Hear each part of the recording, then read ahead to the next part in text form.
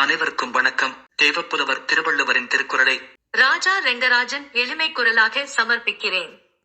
அறத்துப்பால் அதிகாரம் 18 வேகாமை. திருக்குறள் ராஜாவின் எளிமை குரல். 171 நடுவென்றி நன்பொருள் வெகிர் குடிபொன்றி குற்றமும் ஆங்கே தரும். அநீதியாக நல்லவர் பொருளை கவர நினைத்தால் குடும்பமழிந்து குற்றமும் அப்பொழுதே உண்டாகும். 172 படுபையின் வெகி பழிப்படுவ செய்யார் நடுவன்மை நாணுபவர்.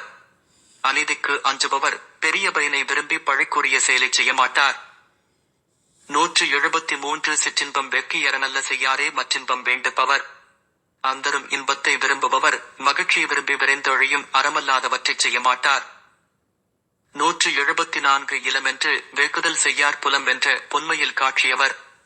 ஐம்புலனையும் அடக்கி ஆளத் தெரிந்தவர் இல்லாதவர் என்று தன்னை எண்ணி பிறர் பொருளை விரும்ப மாட்டார்.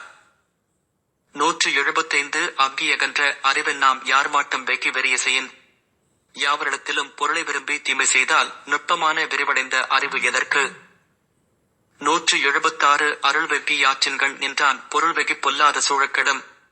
அருள் விரும்பி அறவழியில் நின்றவன் பிறர் பொருளை கவரும் தீயெண்ணத்தால் கெடுவான். 177 வேண்டற்க வெவ்வியாம் ஆக்கம் விளைவையின் மாண்டர் கருதாம் பயன். கவர விரும்புவதால் வருமுயர்வை விரும்ப வேண்டாம். அனுபவிக்கும் போது அதன் பயன் நன்றாக இருப்பதற்கு அறியதான். 178 அக்காமை செல்வத்திற்கியாதனின் வெக்காமை வேண்டும் பிறன்கை பொருள்.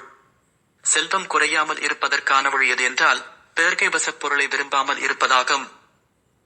179 அறனறிந்து வெக்கா அறிவுடையார் சேரும் திறனரின் தாங்கே திரு. பிறர் பொருளை விரும்பாத அறத்திலுணர்ந்தவரின் தன்மையறிந்து திருமகள் அவரிடம் சேர்ந்து விடுவாள். 180 இரலினம் எண்ணாது வெக்கின் விரலினம் வேண்டாமை என்னின் செருக்கு.